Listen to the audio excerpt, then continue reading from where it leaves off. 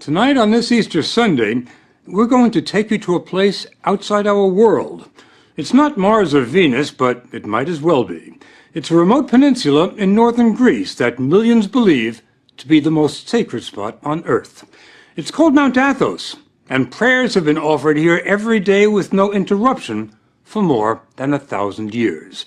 It was set aside by ancient emperors to be the spiritual capital of Orthodox Christianity, and has probably changed less over the centuries than any other inhabited place on the planet. The monks come here from all over and do everything they can to keep what they call the world far away. Not surprisingly, journalists are not exactly welcome. For more than 2 years now, we've been corresponding, negotiating, and frankly pleading for an invitation, but ran into one monastic wall after another. Then, much to our surprise and delight, a few months ago, the monks said, "Okay, come see who we are." This Byzantine cross marks the border between Mount Athos and the 21st century. The monks come here, as they always have, for the beauty, the tranquility, and the isolation. But most of all, for this.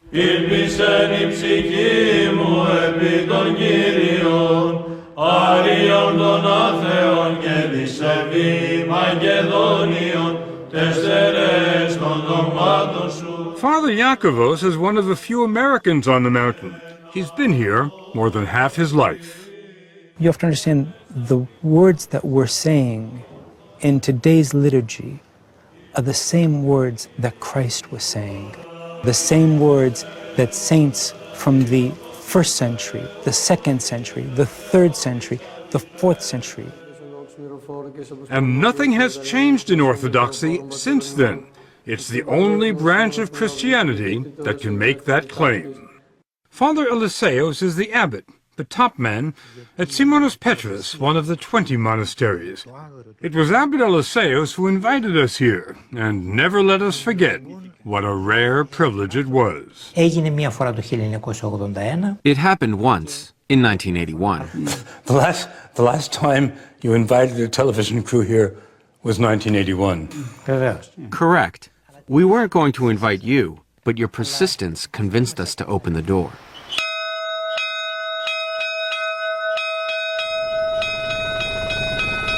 The door he opened revealed the wonder that is Simonos Petros, which fits like a crown on top of a rock 800 feet above the Aegean.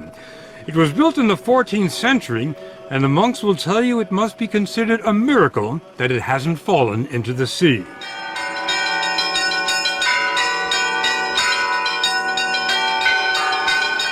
There are 20 monasteries on Mount Athos. Some look like medieval fortresses. Others are so large they resemble small cities. They rise from virgin forests and line the coast, shrouded in mist. There's nothing on this 130-square-mile peninsula other than monasteries and monks. Nothing. We expected Mount Athos to be a quiet place, but we couldn't have imagined how quiet until we were dropped off here. The silence is only broken by the occasional tapping on a chiseled piece of chestnut. It's a call to prayer, and it started being used here before there were bells. Οι άνθρωποι που βρίσκονται εδώ έχουν ένα και μοναδικό σκοπό. The monks here have one goal, and that is how to get closer to God. Father Serapion wanted us to understand that there is no place on earth closer to heaven than Mount Athos. Μόνο πάνω από 1,000 εκκλησίες κάθε μέρα κάνουν θεία λειτουργία. Every day, 1,000 divine liturgies are celebrated on the peninsula. Είναι μοναδικό. It's unique in the world and in the Orthodox Church. Exactly what makes it unique. Ο απόλυτος τρόπος της ζωής των μοναχών. It's the absolute way of life of the monks. It's a Spartan way of life, but all the monks we talked to said they never want to leave, not even for a day. So they try to be self-sufficient. They grow their own fruits and vegetables, do their own tailoring, and when they get sick, there's an in-monastery doctor, Father Emeleos, who's not very busy because the monks are in excellent shape. There's remarkably little cancer, virtually no heart disease or Alzheimer's.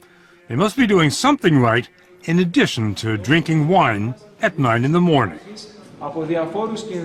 They eat 2 meals a day. There's what they call the first meal, which lasts 10 minutes, and the second meal, which lasts 10 minutes. There's no meat and no dinner table conversation. The only sound, a monk reading from sacred texts.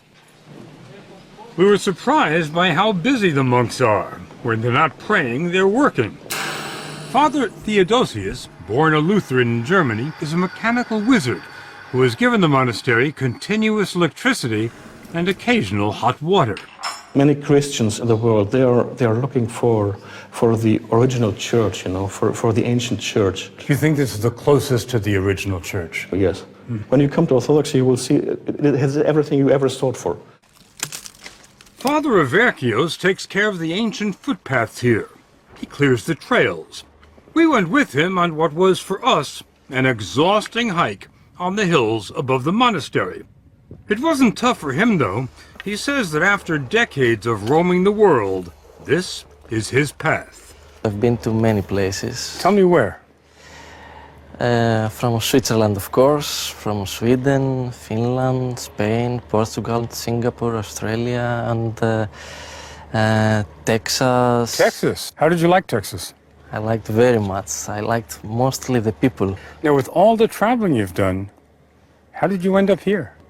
I was searching for a way of life. I can give all of myself to that. And I think the God of Jesus is above all the others: money, lifestyle, even family. The family at Simonas Petrus consists of 54 monks from 8 countries. Father Yakovos came here 25 years ago from Winthrop, Massachusetts. This is about as beautiful as it gets. I think so. He took us on a tour of the monastery. It'd be tough enough to build a monastery on top of a rock today, but how did they do it in the 13th century? You know, that's something which even modern-day architects are amazed at. When the workers came and saw the site where St. Simon, the founder of our monastery, wanted to build, they looked at him and they said, "You're crazy." "Are you crazy?" Of course. So being crazy was not a bad thing. No, not at all. Now, back then, how did you get stuff up here? We have mules. It takes 15 minutes to walk through the monastery into the sunlight. Enough time to find out that Father Yakovos' journey to Mount Athos started at the age of 6, when his father showed him a picture. It was just so impressive. And I turned around and I said to him, "Dad, you know, I don't think that I'm going to be able to believe that somebody lives in that building until I step on those balconies myself." Destiny. It is a little bit too. From the age of 6. Yes. Father Yakovos doesn't follow what's going on in Winthrop or anywhere else today. There are no newspapers, no radio, no television on Mount Athos. There are a few telephones, and Father Yakovos got a call last year. His father was dying. Prior to his death, he was asking if I would go so I could see him one last time. Reasonable request. From a father, I think so. My response was negative, though. You didn't go? I didn't go. I didn't go because of the fact that monastics do not go to funerals of their relatives or their friends. They remain here at the monastery. When your father asked you to come see him one last time, and you said no, was there any feeling of I'm letting my father down? Not at all. I know that we're going to see each other in paradise one day. The whole idea at Mount Athos is not only to isolate oneself from the outside world, but to let go of all memories of one's past life. The purpose of your being here, as I understand it, is prayer without distraction. I'm not being distracted now. Why are you laughing? First, tell me why you're laughing. Why am I laughing? Because St. Paul says we're to pray unceasingly. What's funny about that? That's not what's funny about it. What's funny is how you think I can stop praying. You're praying every minute of the day. Even right now when we're talking. Really? Of course. You don't see Father Yakovos praying while he's talking. But look at these other monks. Their lips never stop moving, not for a second. They just keep reciting the Jesus prayer day and night. Lord Jesus, have mercy on me. It becomes like breathing. Some monks say they can pray when they sleep, and they get no more than 3 hours sleep a night. But Mount Athos gets more applicants than it can handle. It's harder to get into than Harvard. The man comes as a novice, he's free to leave if he doesn't like it, and the monks can tell him to leave if they don't like him. When a novice arrives here, can you tell whether he's going to make it or not? Can you tell whether he's going to qualify to be a monk?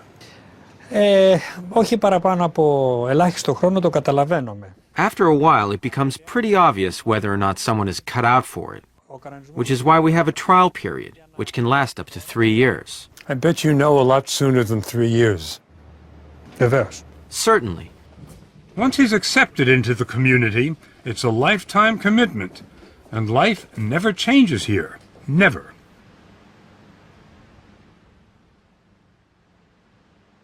Every day at 3 in the morning, a single bell rings, informing the brothers that it's time to stop praying on their own and start praying in church. On a typical day, and every day is a typical day, the services last 8 hours. The monks say it's an 8-hour conversation with God, a dress rehearsal for eternity. And remember, this doesn't only happen on Sundays, it happens every day, 365 days a year. A monk never gets a day off. This is the Divine Liturgy, the life of Christ celebrated by men whose only passion is to move closer to Christ every day. The depth of their devotion defies description. They didn't look like the same monks we had met in the gardens and the workshops. They were utterly transformed, with a concentration so profound they were immune from distraction. There were occasional flashes of ecstasy. This old monk could have risen out of a Rembrandt. Βούλομεουν προσεύχεστε τους άνδρας εν παντή τόπο.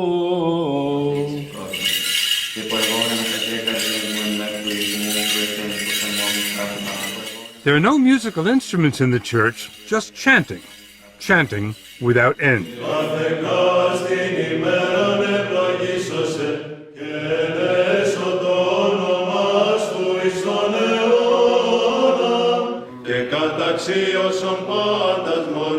Many of the voices, the basses in particular, could have made it at the Met.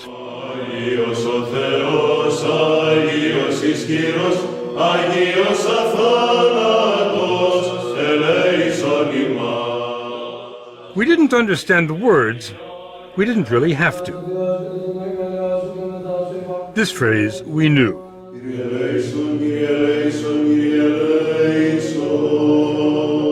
Lord, have mercy.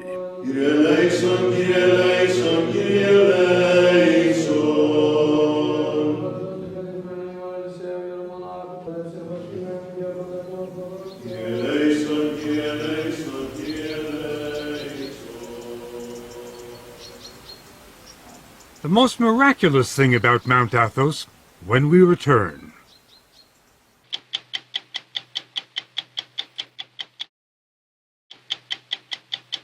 What is the relationship between Mount Athos and Greece? Yeah, Mount Athos is an autonomous, self-administered region within the territory of Greece. In the early part of the 20th century, after Mount Athos was liberated from the Ottoman Empire, its charter was included within the Greek constitution, which recognizes its special sort of privileged status as a kind of autonomous region, as I've said. You don't vote in Greek elections? No, no. Can you hold office in Greek government? No, no. Does any monk from Mount Athos hold office in the Greek government? Certainly not. You're sort of an independent republic. Well, we're not a sovereign state. We're not it would be mistaken to say that we're a state within a state. I mean, from its very origins, Mount Athos has always been a territory within a state. So it was initially a territory within the Byzantine Empire. Later it was territory within the Ottoman Empire, and now it's territory within modern Greece. But it's a self-administered, autonomous territory. Self-administered, self-governing? Right. In what respect is it not a republic? Well, we don't have our own banking system. We don't have an ambassadorial sort of system. We don't issue our own currencies and all of the things that people think of when they think of a sovereign state. You issue your own visas. We needed a visa before we could come visit you. You're referring to the piece of paper with a colorful stamp on it. That's yeah. What it took for us to get on the boat. Right. This is the Holy Mountains permission that's given to visitors and pilgrims, but it's not. It doesn't have the kind of status that it's not. We don't stamp your passport, in other words. Right. In that respect, you are, or in several respects, you're different from the Vatican. In several and many, and some would say in all. The most miraculous thing about Mount Athos may simply be the fact that it's still there. Over the centuries, it's been invaded by crusaders, Ottomans, mercenaries, pirates, and Franks. The Nazis had their eyes on it too. The 2,000 monks attribute their survival, not surprisingly, to divine intervention. But they've also been pretty crafty. Some of the measures they've taken will surprise you. If you'd like to come for a visit, though, it can be arranged, but it's not easy.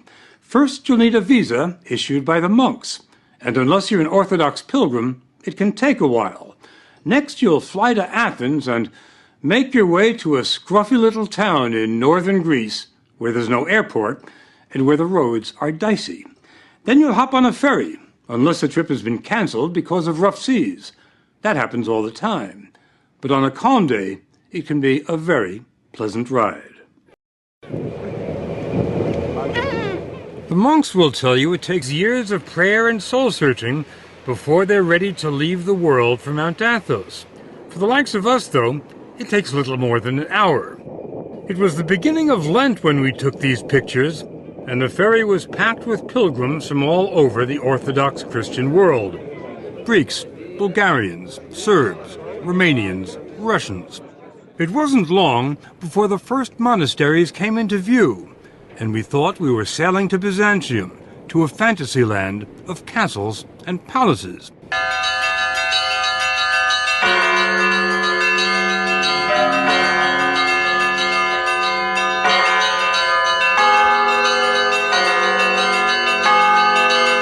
We were headed for Vatopedi, one of the oldest and largest monasteries on Mount Athos. It had the feel of a medieval city.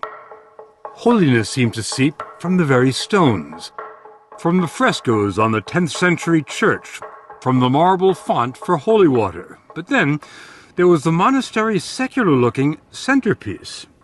There's nothing remarkable about the clock tower at the Vatopedi Monastery, except for one thing. Check out the time. It's just about 8:30. Now, my watch reads 2:30. That's a 6-hour difference, and there's nothing wrong with their clock or with my watch. It's because the monks on Mount Athos keep Byzantine time. The day starts at sunset, not at midnight. The monks measured time this way during the days of the Byzantine Empire. That's the Christian empire that followed the fall of Rome, and that's the flag they still fly here. How long ago did the Byzantine Empire fall? 1453. 1453. That's a well-known fact. Well, it wasn't to us, but to Father Serapion, 1453 is the day before yesterday. This peninsula is the only place in the world that still keeps Byzantine time. Κατά αυτή την ορολογία. It has maintained this time for some 550 years. It was harvest time when we arrived, and dozens of monks were hard at work in the olive groves on the hills overlooking the monastery. That's where we ran into Father Nicandros from Melbourne, Australia. This place looks like a like a summer resort, like a holiday resort, like a It sure does. like a retreat, but it's not. It's an arena. It's an arena? Yes. What do you mean The it's an unseen arena? warfare. Unseen warfare? That's right. What does that mean? To fight against the angels of the dark side, you see, of the demon, of the devil, Satan. The battle against Satan and the dark side is waged here every day. The spiritual leader at Vatopedi is Abbot Ephrem. Here, the life of Christ is experienced in a genuine way, and this doesn't happen in many other places in the world. What I'm talking about is the art of salvation. It just so happened that while we were there, the monks celebrated an elaborate 7-hour vigil, and the church was packed with pilgrims. It's held once a year to honor the archangels Gabriel and Michael. According to the Bible, Gabriel and Michael led the army of angels that expelled Satan from heaven.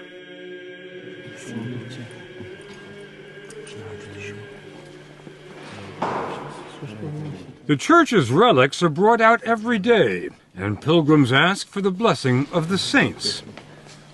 The most sacred relic on the entire peninsula is in this case, fabric said to be part of a garment worn by the Virgin Mary.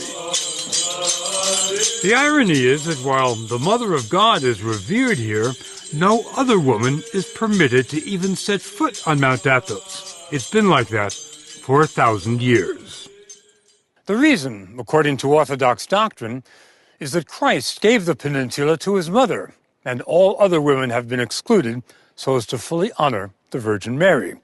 It's also been said that in the days before the ban, when women did come here, the monks became distracted and couldn't devote themselves entirely to prayer. They say it's been a lot easier since the last lady left.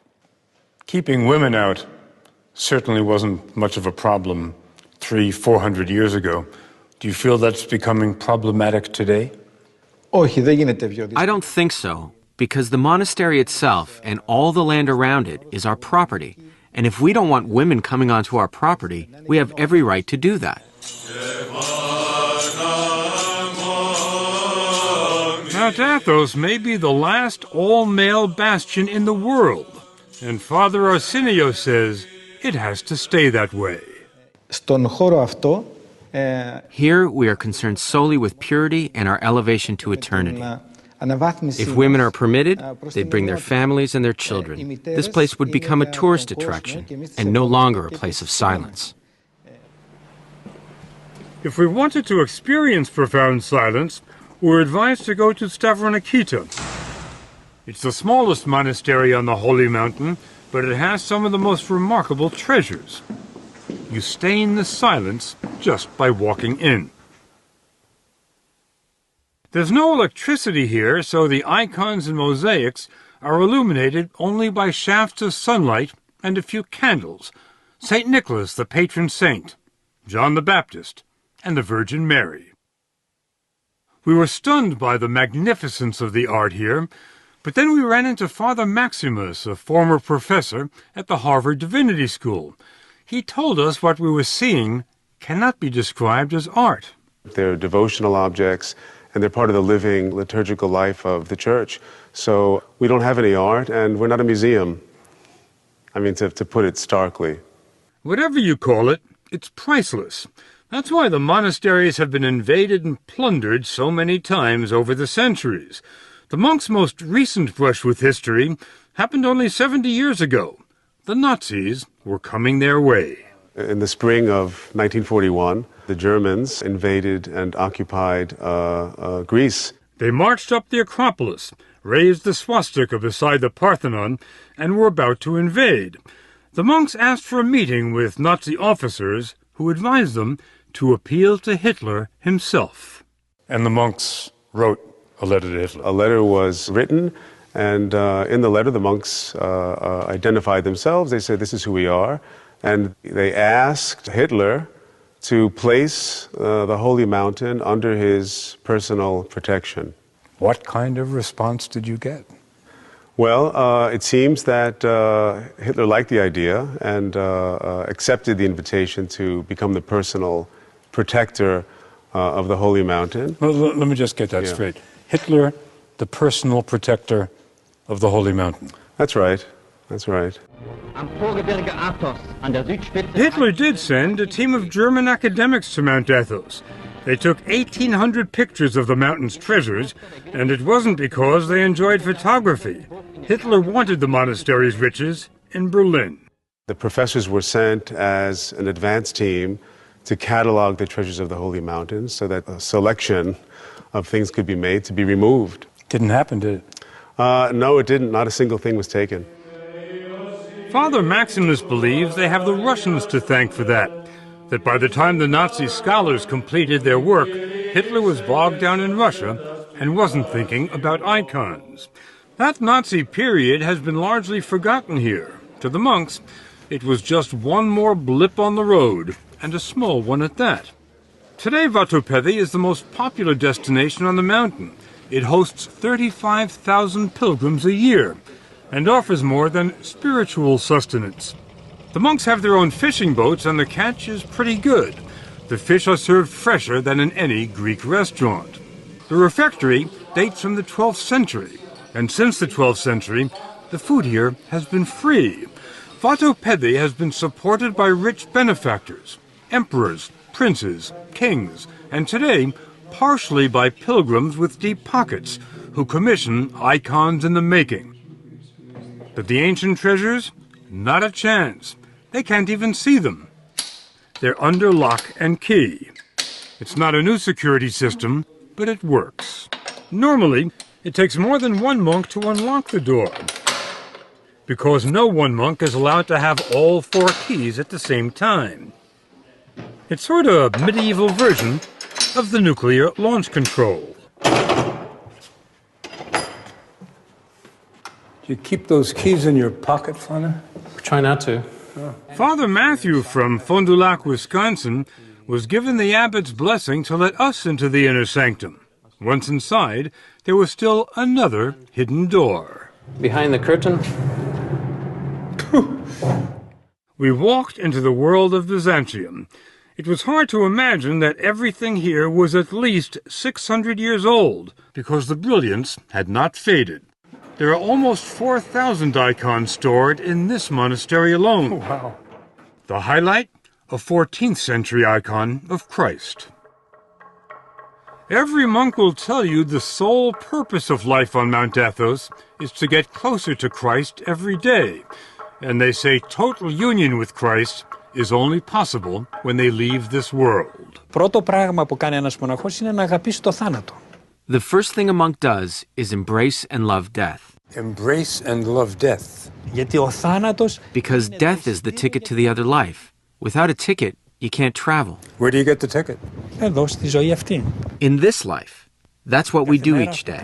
We prepare for death, Για το ταξίδι μας προς τον ουρανό. and we are joyful about our journey to heaven.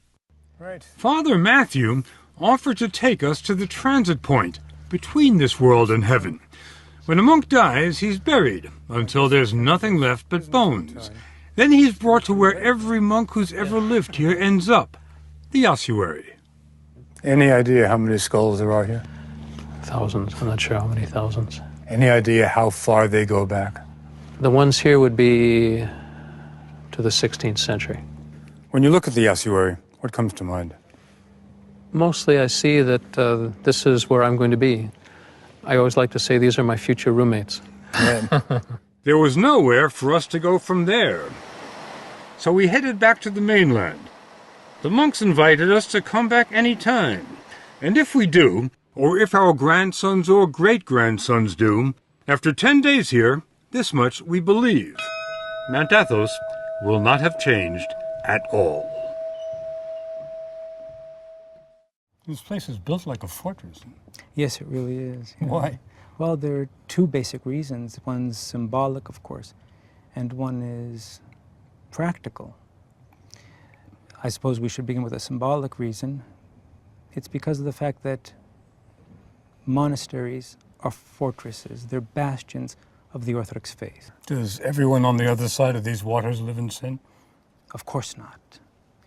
That's why, because we also still remain in the world. We're apostles of Christ. Yeah. He sent his apostles. Let's not be biblical. Let's be practical about this. You don't have television. No. You don't have radio. No. You don't have newspapers. No. You're trying to keep the world out. We're trying to keep sin out, evil.